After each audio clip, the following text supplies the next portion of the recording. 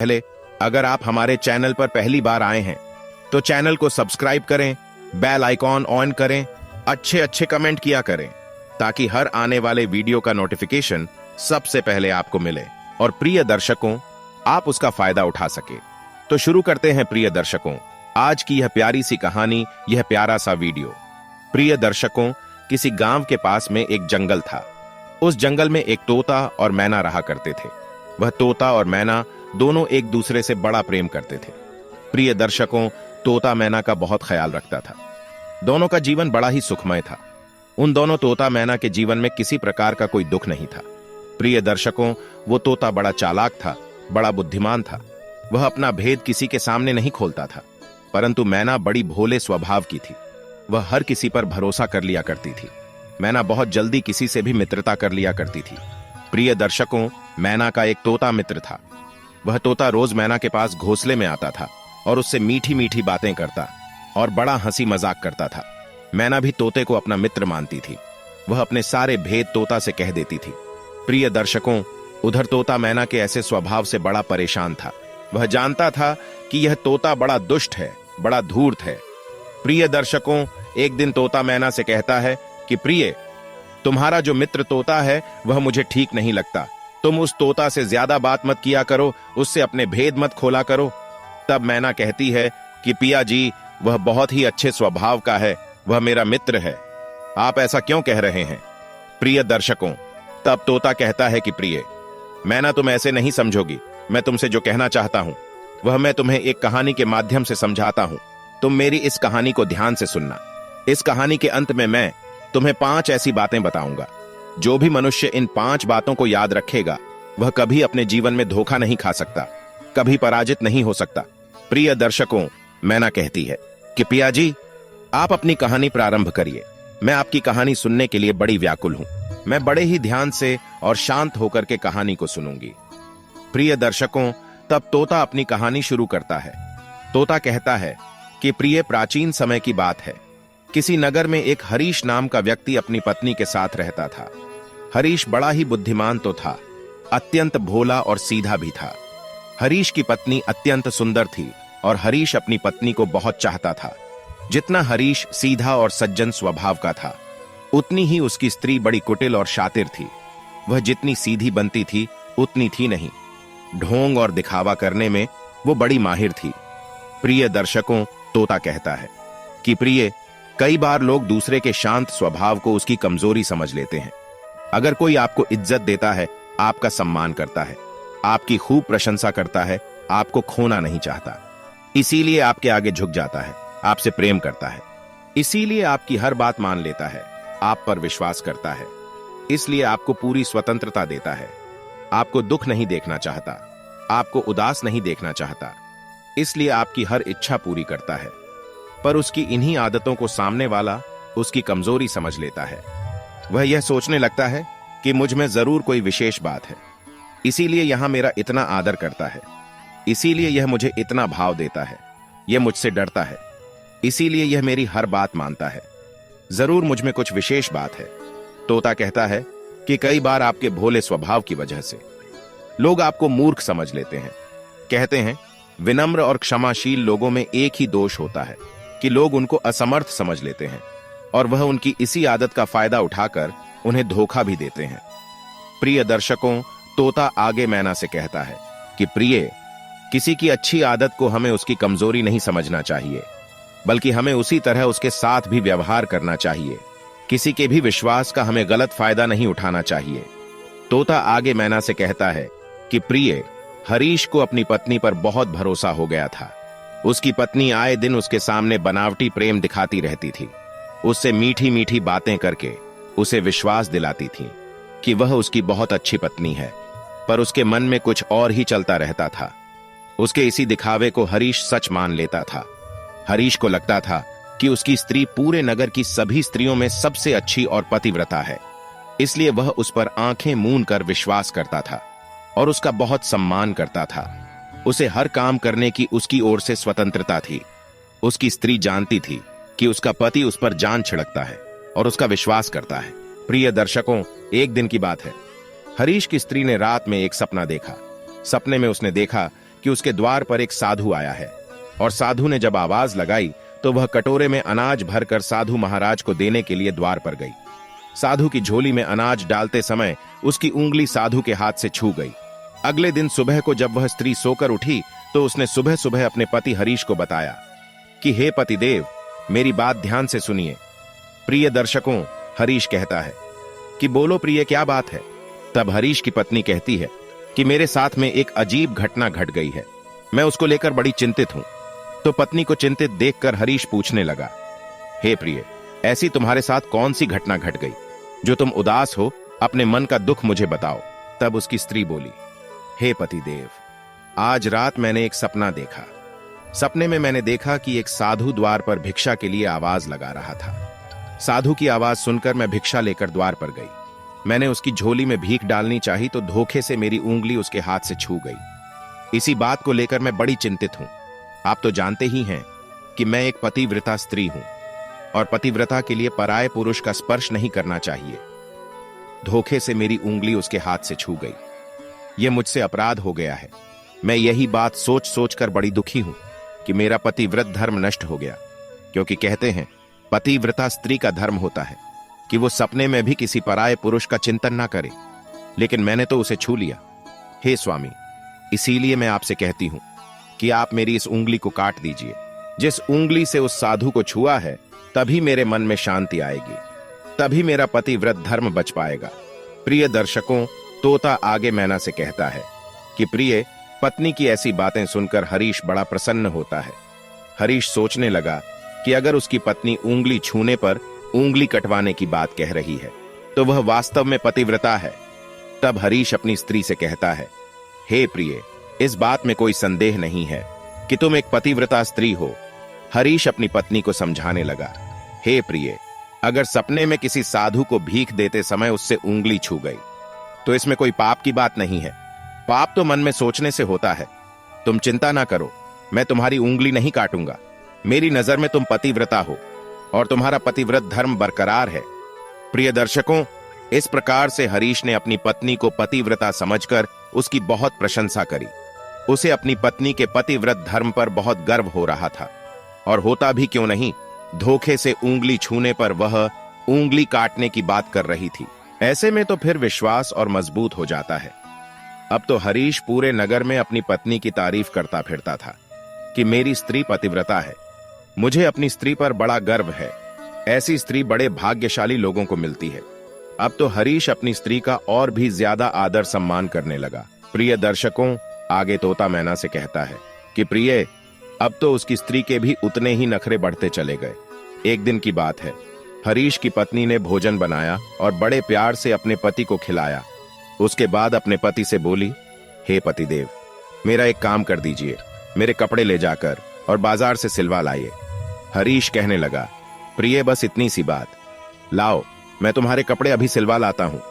प्रिय दर्शकों, खुशी खुशी हरीश अपनी पत्नी के कपड़े लेकर बाजार के लिए चल दिया। बाजार में पहुंचा तो एक दुकान में सिलाई की मशीन लेकर एक दर्जी बैठा हुआ था। हरीश ने अपनी पत्नी के कपड़े उस दर्जी को देते हुए कहा, हे दर्जी भाई, ये लोग कपड़े, इन्हें मुझे अभी सिलकर दे दो। ये मेरी पतिव्रता स्त्री के कपड़े हैं।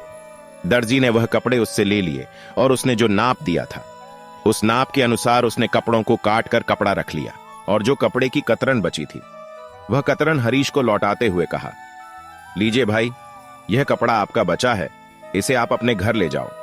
इस कपड़े की मुझे कोई जरूरत नहीं है। हमारे यहां तो बड़ी ईमानदारी का काम होता है। मैं अपने यहां तो किसी के कपड़े की एक कतरन भी, एक धागा भी नहीं रखता हूं। दर्जी की ऐसी बात सुनकर हरीश को बड़ा आश्चर्य हुआ। सोचने लगा कि मैंने दर्जी तो बहुत देखे हैं, पर इतना ईमानदार और सच्चा दर्जी मैंने आज पहली बार देखा है, जो किसी के बचे हुए कपड़े की कतरन भी अपने पास न रखता हो। आज पता चला कि दुनिया में इस दर्जी की तरह ईमानदार लोग बहुत हैं, और मेरी पत्नी की तरह सती सावित्री भी बहुत है। तब हरीश दर्जी से बोला, हे दर्जी, आप मेरी पत्नी के कपड़े सिल दीजिए और यह कतरन भी रख लीजिए। इस कतरन से आप बेईमान नहीं कहलाओगे। सब लोग जानते हैं कि आप बहुत ईमानदार व्यक्ति हो। प्रिय दर्शकों, तब दर्जी कहता है, अरे भाई, मैं अपना नियम नहीं बदलूंगा। मेरा यह नियम है कि मैं कपड़े की कतरन अपने पास नहीं रखता हूं। पहले आप ये कतरन और ये बचा हुआ कपड़ा अपने घर ले जाओ। तभी मैं आपकी स्त्री के कपड़े सिलूंगा। हरीश के बार बार समझाने पर भी जब दर्जी नहीं माना तो हरीश अपने कपड़े की कतरन लेकर अपने घर की ओर चल दिया। और घर की ओर जब जा रहा था तो सोचता जा रहा था कि दुनिया में एक से बढ़कर एक ईमानदार लोग आज भी हैं। बताओ, यह दर्जी तो मेरी पत्नी से भी अधिक धर्मात्मा व्यक्ति है। लोगों के कपड़े सिलता है, पर मजाल है जो किसी के कपड़े से बचा हुआ एक धागा भी अपने पास रख ले। मैं तो समझता था कि यह कलयुग है, इसमें ईमानदार लोग बहुत कम हैं, पर यहां तो एक से बढ़कर एक ईमानदार लोग रहते हैं। ऐसे लोगों को देखकर तो लगता है कि आज भी सतयुग चल रहा है। प्रिय दर्शकों, तोता आगे मैना से कहता है कि प्रिय यही सब बातें सोचते सोचते हरीश जब अपने घर पहुंचा तो घर जाकर उसने देखा कि उसकी स्त्री तो घर पर ही नहीं है और घर का सारा सामान इधर उधर बिखरा पड़ा है। उसके घर में जो तिजोरी थी वह सब खुली पड़ी थी, अलमारी भी खुली पड़ी थी। घर की यह हालत देखकर और पत्नी को घर पर ना पाकर हरीश बड़ा हैरान हुआ। सोचने लगा, आखिर मेरे घर की ऐसी हालत किसने करी है और मेरी पत्नी कहां है? कुछ देर पहले तो उसने मुझे बाजार भेजा था। यह सोचकर हरीश बड़ा बेचैन होने लगा। उसको कुछ समझ में नहीं आ रहा था। उसने इधर उधर भी अपनी पत्नी की तलाश करी, लेकिन कहीं भी उसका पता नहीं चला। तब उसने अपने पड़ोसियों से जाकर पूछा कि भाई, मेरी पत्नी ने मुझे कपड़े सिलवाने के लिए बाजार भेजा था और मैं जब लौट कर आया तो पत्नी घर पर नहीं है। मेरी पत्नी कहां चली गई? क्या आपने उसे देखा है? प्रिय दर्शकों, तो पड़ोसी कहने लगे, भाई तुम्हारे आने से थोड़ी देर पहले ही तुम्हारी स्त्री एक बड़ा सा बैग लेकर कहीं जा रही थी, लेकिन हमें यह नहीं पता कि वह कहां गई है और क्यों गई है। प्रिय दर्शकों, तब पड़ोसी ने पूछा, भाई बात क्या है? क्या वो तुम्हें बताकर नहीं गई है? अभी 4 दिन पहले ही तो तुम और तुम्हारी पत्नी आए हो, फिर अचानक इतने जल्दी कौन सा काम आ गया जो वह अपने मायके चली गई? क्या तुम दोनों के बीच कोई झगड़ा हुआ था? इतने में कुछ पड़ोसी कहने लगे, भाई इसमें परेशान होने की बात क्या है? ज्यादा से ज्यादा वह अपने मायके गई होगी, 2-4 दिन में आ जाएगी, परेशान क्यों होते हो? हरीश कहने लगा, भाई अगर वह कहीं जाती तो कम से कम मुझे बताकर तो जाती। वह तो मुझसे पूछे बिना पानी तक नहीं पीती थी। और रही बात मायके जाने की, तो उसका मायका तो है ही नहीं। उसका मायका तो मैंने भी नहीं देखा है। अभी अभी 3 महीने पहले ही तो हम लोग मिले थे। प्रिय दर्शकों, अब तो हरीश अपने पड़ोसी को साथ लेकर अपने घर जाता है और घर की हालत दिखाता है। पड़ोसी ने देखा कि उसके घर का सारा सामान घर में बिखरा पड़ा था। सारी तिजोरियां खुली पड़ी थीं, सभी ताले टूटे पड़े थे और तिजोरी में जो कीमती सामान था, गहने, जेवर, रुपए, पैसे सब गायब थे। तब पड़ोसी ने पूछा, हरीश भाई मुझे एक बात बताओ, तुम कह रहे हो कि तुम्हारी पत्नी का मायका नहीं है, तो फिर तुम्हें तुम्हारी पत्नी कहां मिली थी? क्या तुम्हारा उसके साथ विधि विधान से विवाह नहीं हुआ है? प्रिय दर्शकों, तोता आगे मैना से कहता है कि प्रिय। तब हरीश कहता है, अरे मित्र, हम दोनों एक यात्रा के दौरान मिले थे। वह बहुत अच्छी बातें कर रही थी, तो मुझे उसकी बातें बहुत अच्छी लगी। उसने कहा कि मेरे माता पिता नहीं हैं और मैं कुंवारी हूं। मैं एक कुंवारी कन्या की तरह पवित्र हूं और एक अच्छे पति की तलाश कर रही हूं। कोई अच्छा पति मिल जाता तो उसके साथ जीवन कट जाता। हरीश आगे कहता है कि बातों ही बातों में उसने मुझसे कहा कि मैं तुम्हारे जैसे एक सीधे सज्जन पति की खोज कर रही हूं। अब तक कोई पुरुष मुझे तुम्हारे जैसा नहीं दिखा, इसीलिए अभी तक कुंवारी ही बैठी हूं। लेकिन तुम मुझे बहुत अच्छे और सच्चे मालूम पड़ते हो। क्या तुम मुझे अपनी पत्नी बनाओगे? मैं पतिव्रत धर्म में विश्वास रखती हूं। हरीश और अपने पड़ोसी को बताता है कि उसने जब इस प्रकार की बातें कही तो मुझे भी लगा कि यह स्त्री पत्नी बनने के योग्य है। मुझे भी ऐसी ही पत्नी की तलाश थी जो चरित्रवान हो और पति से प्रेम करने वाली हो, तो मैंने उसे तुरंत हां कह दिया। हम दोनों एक मंदिर में गए और जाकर शादी कर ली। उसके बाद पति पत्नी बनकर हम घर चले आए। हरीश की बात सुनकर पड़ोसी ने गहरी सांस भरी और बोला, भाई तुम्हारी स्त्री ना तो चरित्रवान थी और ना ही कोई सती सावित्री, और ना ही वह तुमसे प्रेम करती थी। वह तो तुम्हें मूर्ख बना रही थी, पतिव्रता होने का नाटक कर रही थी। दरअसल वह तुम्हें ठगने के लिए तुम्हारी पत्नी बनी थी। जब तक तुम घर में रहे तब तक उसका मौका नहीं लगा, तो वह तुम्हारे साथ पतिव्रता होने का नाटक करती रही, और जब तुमने उसे अकेला रहने का मौका दिया तो वह तुम्हें लूट कर भाग गई। वह स्त्री लुटेरी थी, तुम्हारा सारा धन माल लूट कर तुम्हें मूर्ख बनाकर जा चुकी है। प्रिय दर्शकों, तोता आगे मैना से कहता है कि प्रिय। पड़ोसी की बात सुनकर हरीश कहने लगा, मित्र मैं कैसे विश्वास करूं कि उसने मुझे धोखा दिया है और वह पतिव्रता नहीं थी। प्रिय दर्शकों, तब हरीश ने वह सुबह वाली घटना बताई कि कल सवेरे जब वह सोकर उठी तो उसने मुझे बताया कि रात में उसने एक सपना देखा था और सपने में उसके दरवाजे पर एक साधु आया था। वह साधु को भीख देने गई तो भीख देते समय साधु के हाथ से उसकी एक उंगली छू गई। वह कह रही थी कि आप इस उंगली को काट दीजिए, क्योंकि यह उंगली पराये मर्द से छू गई है, इसलिए अपवित्र हो गई है। उसकी यह बात सुनकर तो मुझे लगा कि वह बहुत बड़ी पतिव्रता स्त्री है, तभी तो उंगली काटने की बात कह रही है। लेकिन मुझे क्या मालूम था कि वह मुझे मूर्ख बना रही थी। वह मेरे घर से धन लेकर भागना चाहती है। पड़ोसी बोला, मित्र, वह इसलिए उंगली काटने की बात कर रही थी क्योंकि तुम उस पर इतनी जान छिड़कते थे, उससे इतना प्यार करते थे कि वह जानती थी कि तुम उसकी उंगली काटोगे ही नहीं। हरीश की मासूमियत और उस स्त्री की चतुराई सुनकर उस पड़ोसी को बड़ी हंसी आई। पड़ोसी बोला, हरीश भाई, तुम किस जमाने में जी रहे हो? अरे वह तुम्हें मूर्ख बना रही थी, इसीलिए पतिव्रता होने का ढोंग रच रही थी। तुम उसके मां बाप को भी नहीं जानते, उसका गांव भी नहीं जानते। राह चलते उसे उठा लाए और उसके प्रेम में इतने अंधे हो गए। अक्सर ऐसी ही स्त्रियों और पुरुष इस तरह के आडंबर का सहारा लेते हैं। प्रिय दर्शकों, पड़ोसी की बात सुनकर हरीश को अब यकीन हो चुका था कि उसकी स्त्री उसे लूट कर चली गई है। सोचने लगा, मैंने तो उसे बहुत अच्छा समझा था, पर वह तो धूर्त निकली। आगे तोता मैना से कहता है कि प्रिय, तभी हरीश को उस दर्जी का ध्यान आया कि ईमानदार तो वह दर्जी भी बहुत बन रहा था। कहीं मेरी स्त्री की तरह वह दर्जी भी तो भगोड़ा नहीं है। वह इतना ईमानदार बन रहा था कि उसने अपने पास कटे हुए कपड़े की कतरन भी नहीं रखी। मेरी पत्नी तो बड़ी पतिव्रता बन रही थी, वह भी मुझे धोखा देकर भाग गई। मुझे उस दर्जी पर संदेह हो रहा है, उसे जाकर देखना चाहिए। इतना कहकर हरीश फौरन भागता हुआ उस दर्जी के पास पहुंचा।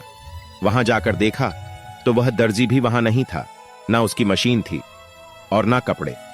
तब उसने अपना माथा पीटा और सोचने लगा कि मैंने जिस पर भरोसा किया, जिसमें ईमानदारी नजर आ रही थी, वही सबसे बड़ा धोखेबाज निकला। मेरी पत्नी इतना दिखावा करती थी, परंतु वह भी मुझे सिर्फ लूटने के लिए ही आई थी।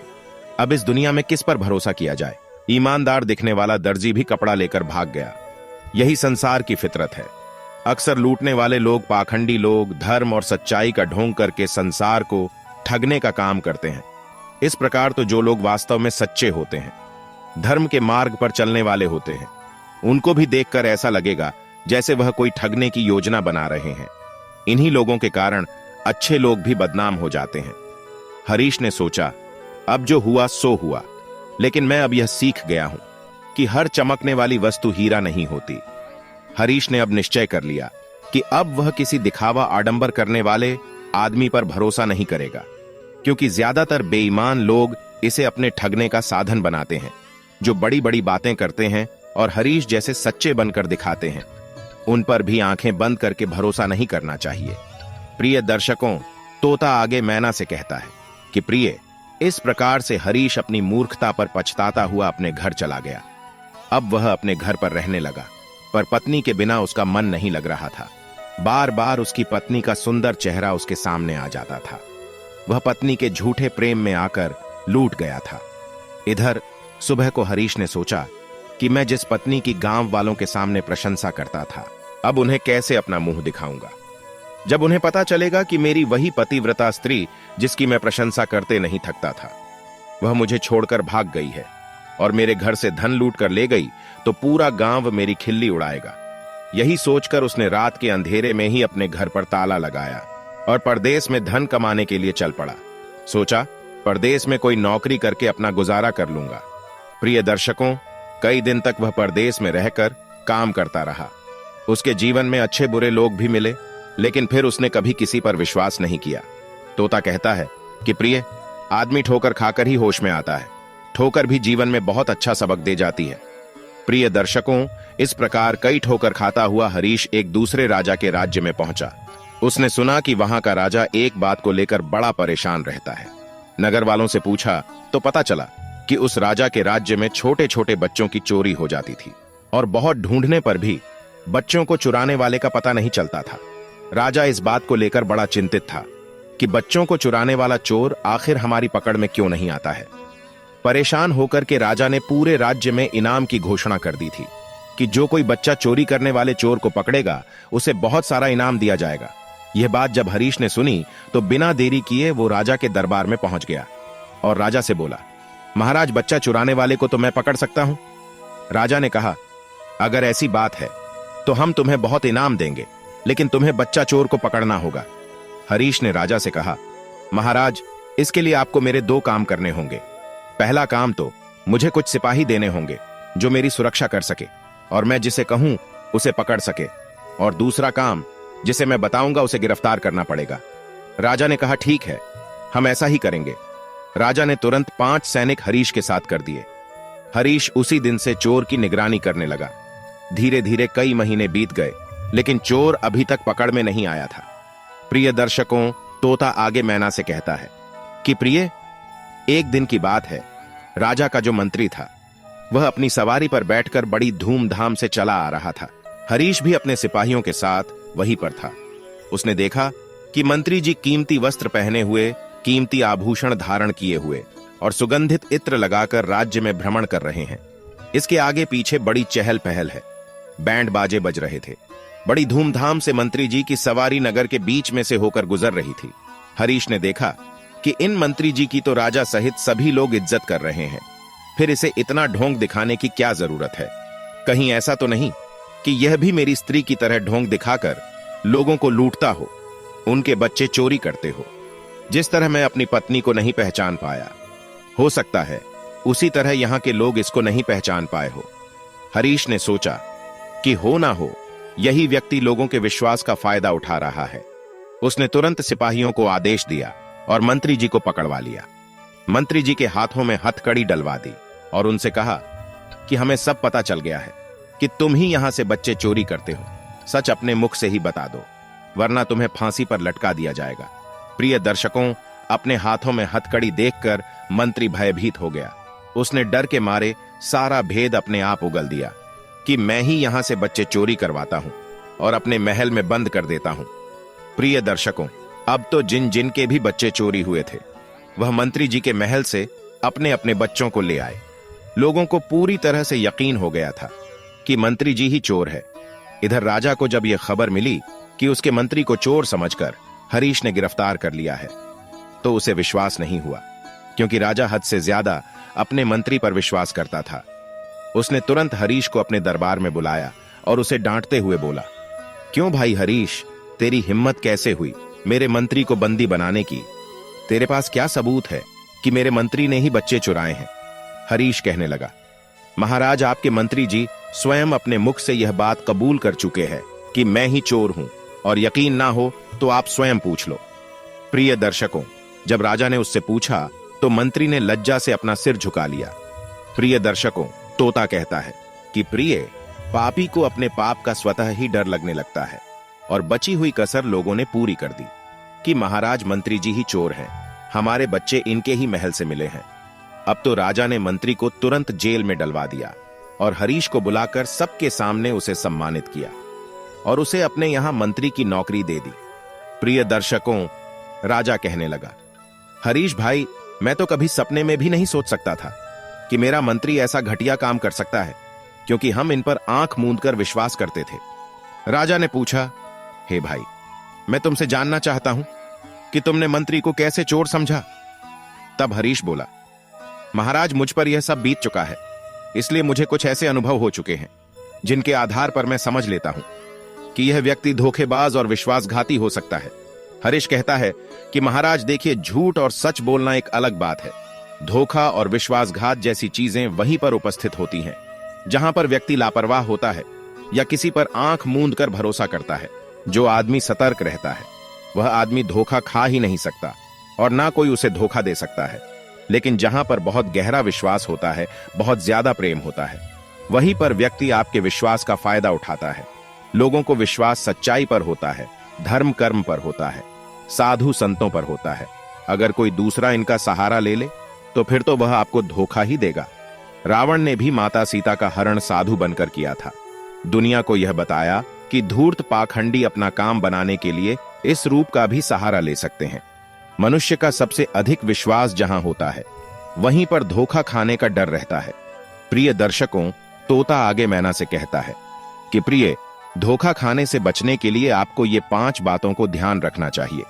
जो भी मनुष्य इन 5 बातों को याद रखेगा वह कभी धोखा नहीं खा सकता। तोता कहता है, नंबर 1, जो हद से ज्यादा मतलबी हो, हर कार्य में अपना ही फायदा देखता हो, ऐसा व्यक्ति समय पर धोखा देता है। नंबर 2, जिस पर आप हद से ज्यादा विश्वास करते हैं उसकी कभी कभी परीक्षा करते रहना चाहिए। नंबर 3, जो हद से ज्यादा आपके बिना पूछे आपको सलाह देता हो, बात बात पर कसम खाता हो, ऐसे व्यक्ति से सावधान रहना चाहिए।